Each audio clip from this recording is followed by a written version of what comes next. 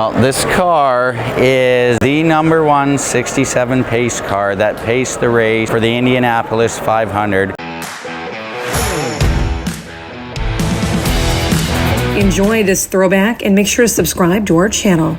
It was the car that was awarded to the winner, A.J. Foyt, who won the Indy 500 back in '67. A.J. Foyt, who's on his way to victory circle. And the car, A.J. Foyt denied the car because he was Ford's big sponsor, like he was Ford's #1 guy sort of thing. And so Ford didn't want A.J. Foyt displaying a '67 new pony car for GM. He lives in Texas, so the lack of air conditioning or whatever was his reason, but it was most likely Ford who talked him out of it.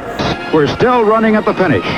5 rear-engine Fords and 1 rear-engine off division. They did certain things like magnafluxed all the steel components, they x-rayed all the tires. They wanted to make sure that this car there was no chance of failure ever afterwards, but the car has tons of documentation to go with the fact that it's the real '67 pace car. There's paperwork from the GM engineering division stating all the special modifications that were done to the car, such as the grab handles in the interior, the locking hood, the locking gas cap, so that no one could tamper with the car at the race, because they wanted the car to be flawless. The regular cars didn't have, they were just a single stage paint. So the car was built to show well for '67. They were promoting this car first year of the Camaro, and this is one of the first pace cars that was built, and it was the first L78 Camaro built, so which holds a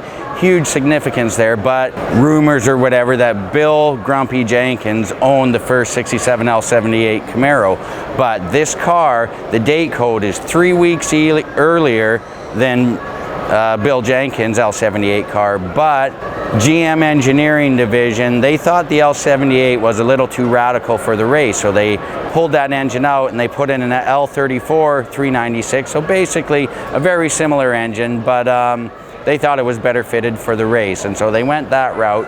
So there's a little bit of controversy there on whether it's the first L78 car or not, but the fact is it was ordered from the factory as an L78 car. So it's 3 weeks prior to Bill Jenkins' car. So it was the actual first L78 Camaro ever built. What's the value?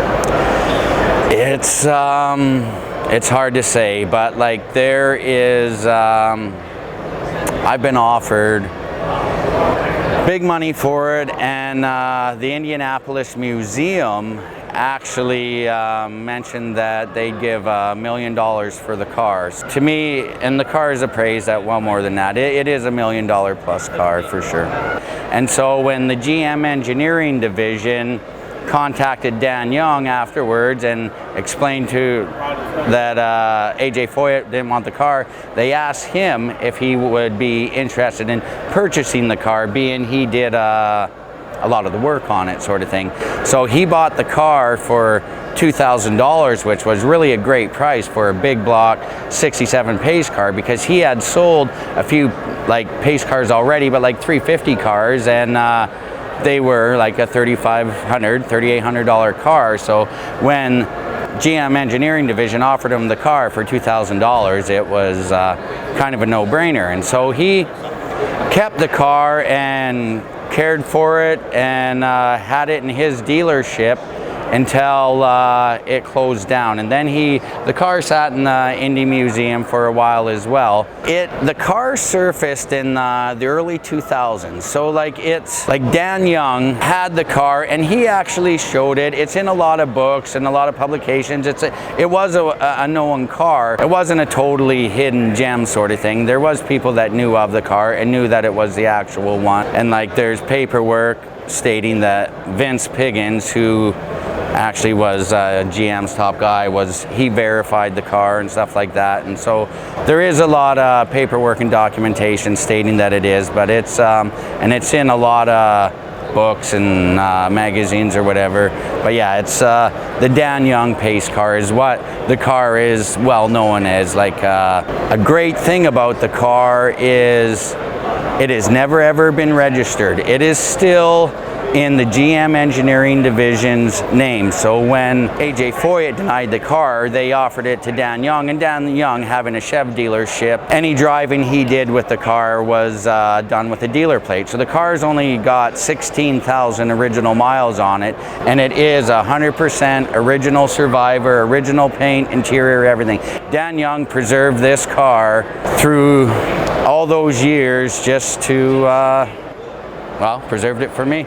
So that's the 67 title there. Still in the name, Chevrolet Motor Division. So that there, like this thing is just the coolest piece. And I have the original bill of sale at home. So keep it in the best condition I can, the way it is, and show it around. Like I like getting the car out, and so that other people can share the same passion I got for this car. All right, cruisers, I'll see you on the next one. Later, guys.